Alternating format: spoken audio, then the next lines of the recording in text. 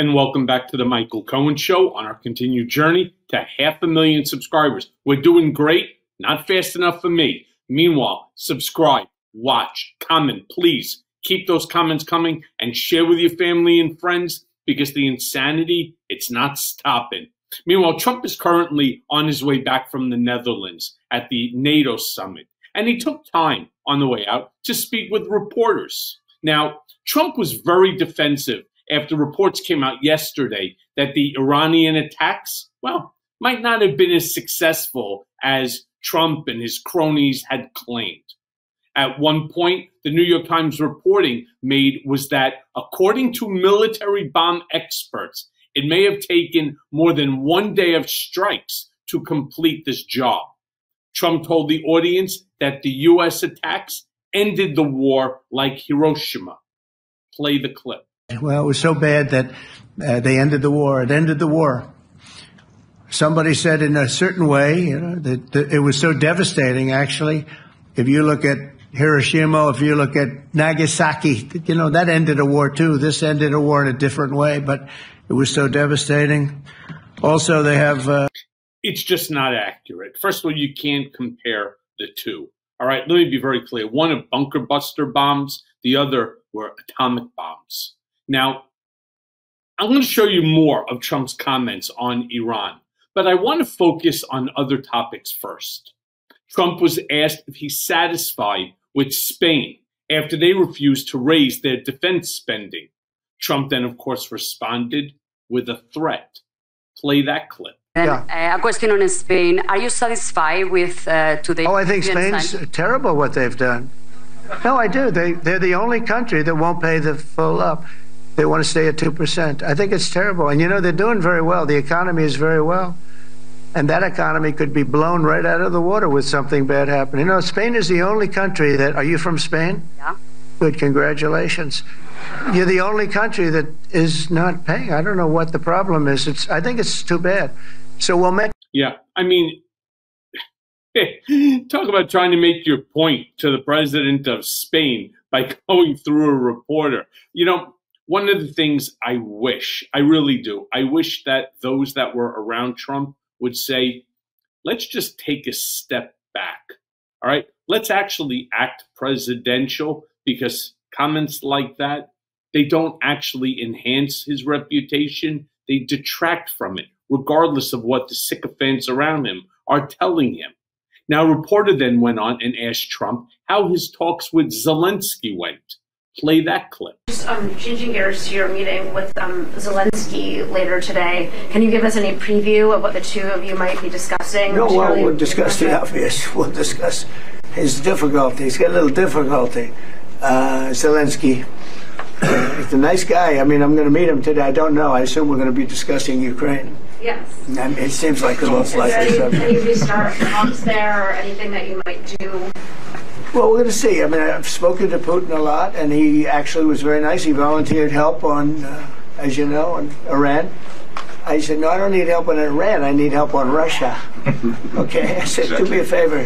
Help us on Russia, not on Iran. But he was very nice.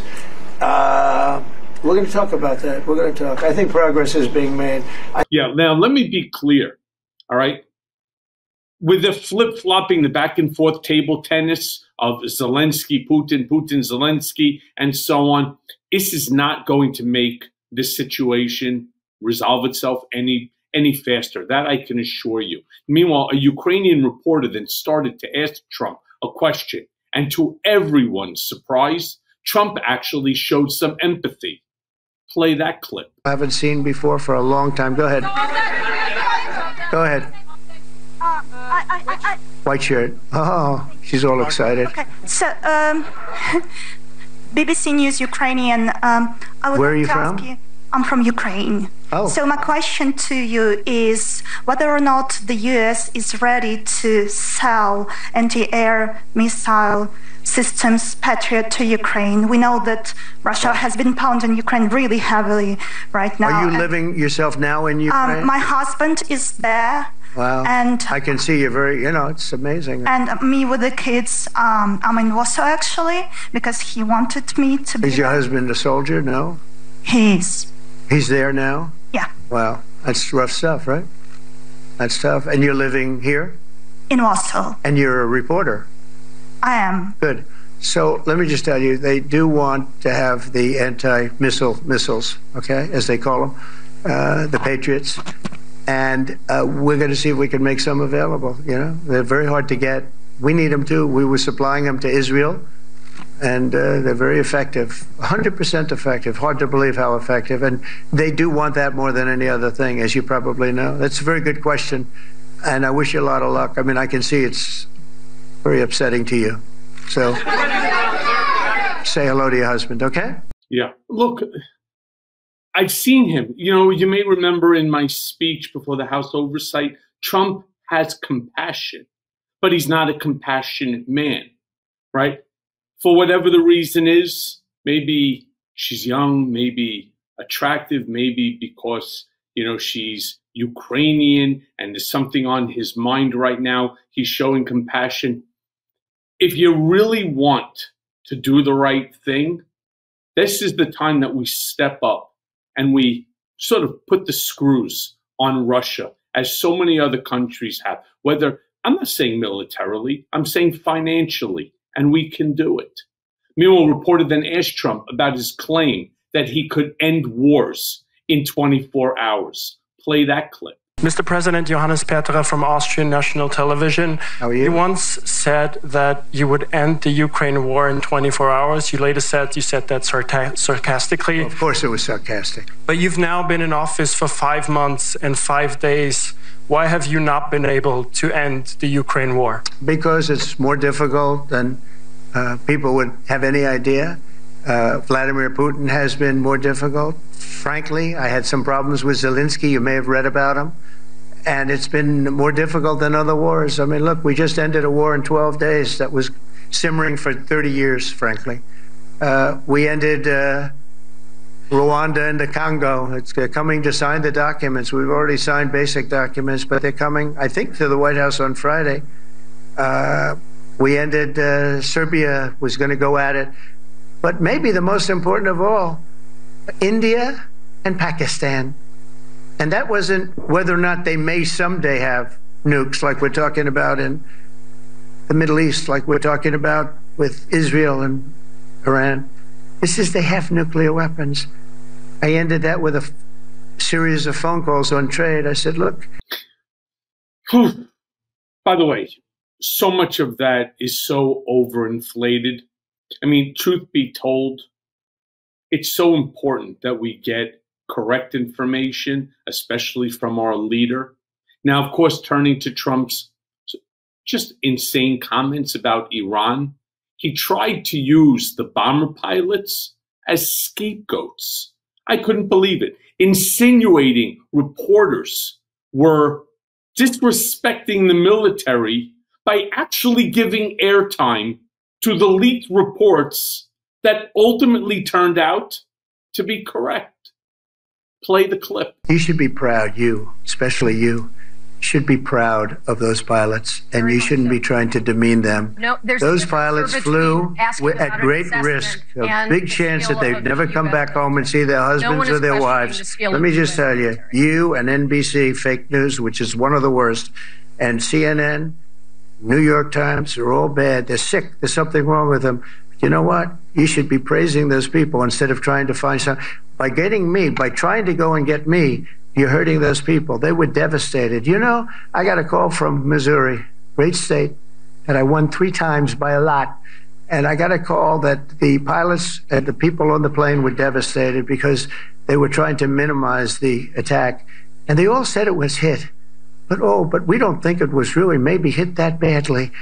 And they were devastated. They put their lives on the line, and then they have, and I'm not referring to you, but real scum come out and write reports that are as negative as they could possibly be. It should be the opposite.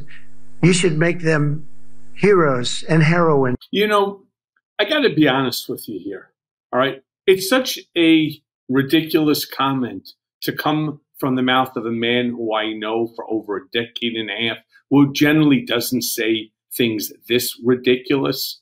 It's not a question of whether or not these bomber pilots landed and hit the mark they did, for whatever the reason may be, these bunker busters didn't end up destroying the nuclear reactors and the machinery that were, I don't know, several hundred feet buried into a mountain. It just didn't work. All right, doesn't diminish the fact that they flew the mission, that they hit the targets where they were supposed to. It's just the facilities were deeper than what was expected or what they thought that they were, and it did not destroy the reactors or the machinery. I mean, just plain and simple. That is not denigrating these service members. It's just not. Now, reporter then asked Trump if the intelligence was right or wrong. Great follow-up question.